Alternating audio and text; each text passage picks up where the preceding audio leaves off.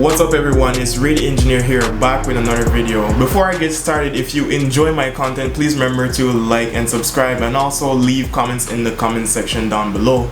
Next week I do have midterm exams, please wish me luck. And that also means that I won't be doing a video next week as I need all the time in the world to study. I don't want to be no half-mech engineer, you feel me? Anyways, with that said, let's get started.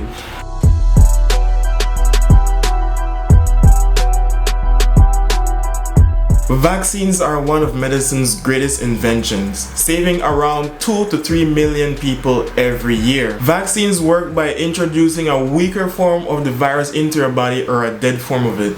This is called the live attenuated vaccine or the inactivated vaccine respectively. In the inactivated vaccines, the disease-causing trace of the virus is removed before being injected into your body. When in your body, your immune system reacts to the antigens on the outer surface of the modified virus. Your immune system makes a certain type of white blood cells called T cells and B cells.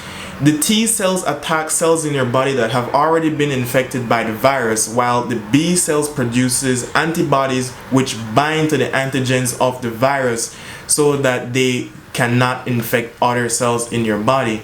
Your body then destroys these viruses and what's left are the T cells and the B cells. And these leftover T cells and B cells knows exactly how to combat that specific disease. This is how your body gets immunity from a certain virus. Making these vaccines takes a huge amount of time and resources though, as eggs are used to make the live attenuated vaccine and the inactivated vaccine. The process begins when a virus is injected into a fertilized egg and left to be incubated over a period of days. The live attenuated vaccine must be modified to remove the disease-causing trait, but still left similar enough such that when introduced to the body, it still causes an immune response. Production can take months and it's also expensive as it takes one egg to produce one vaccine. Imagine making hundreds of millions of vaccines for people all over the world.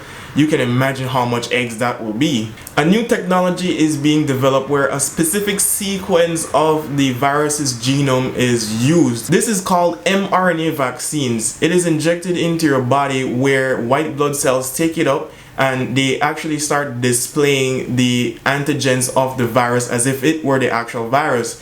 Your body then recognizes these antigens and start producing antibodies. This method actually uses your own body to manufacture its own vaccine without the need to actually introduce the virus itself into your body. This essentially cuts out the time-consuming process of making traditional vaccines, as the mRNA vaccine can be made within a week. Since this technology seems so promising, why isn't it available to the general public yet? These vaccines, although proven to be very efficient, they still need a lot of testing to make sure they are absolutely safe before being introduced to humans. Vaccine developers have to be very careful when making a product that is going to be injected in millions of people around the world. Therefore, the clinical testing of these vaccines is divided up into 3 phases. Phase 1 involves testing the vaccine in a few dozen healthy individuals. Of course, they volunteered for it. And this is tested for safety. Phase 2 involves testing a few hundred people, again for safety. The third phase involves testing thousands to tens of thousands of people, and as you can imagine, this process is very long. And because of this long process, vaccines don't get regulatory approval for up to 10 years or more. It's a process intentionally designed to ensure that these vaccines are as safe as possible before being introduced to the general public. Phase 1 of the mRNA vaccine actually started a couple of days ago, and people are optimistic that we can get this vaccine approved within the year. But that's only if everything goes right and all the boxes checked out. Otherwise, we can expect a vaccine within 12 to 18 months. For now, the best way to combat this pandemic until a vaccine becomes available is to stay inside, practice social distancing, and practice good hygiene. Thank you so much for watching. If you enjoy my content, please remember to like, share, and subscribe, and also leave comments in the comment section down below. I really appreciate it. Remember, stay safe, take care of your health, and be well. See you next time.